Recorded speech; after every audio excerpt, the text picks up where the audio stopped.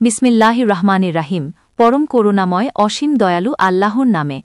কুল আউযু বিরাব্বিন নাস, বলো আমি আশ্রয় চাই মানুষের পালনকর্তার কাছে, মালিকিন নাস, মানুষের রাজার কাছে, ইলাহিন নাস, মানুষের উপাস্যের কাছে, মিন শাররিল ওয়াসওয়াসিল খান্নাস, কুমন্ত্রণাদাতার কুমন্ত্রণা থেকে যে সরে যায় ও লুকিয়ে থাকে, আল্লাদি ইউওয়াসবিসু ফি সুদুরিন নাস, যে মানুষের অন্তরে কুমন্ত্রণা দেয়, মিনাল জিন্নাতি ওয়ান নাস, জিন ও মানুষের মধ্য থেকে।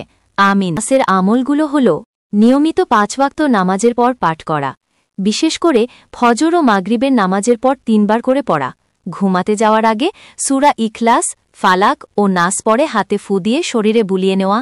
এছাড়া সকাল সন্ধ্যায় সূরাগুলো পড়লে বিপদ আপদ ও শয়তানের কুমন্ত্রণা থেকে রক্ষা পাওয়া যায়।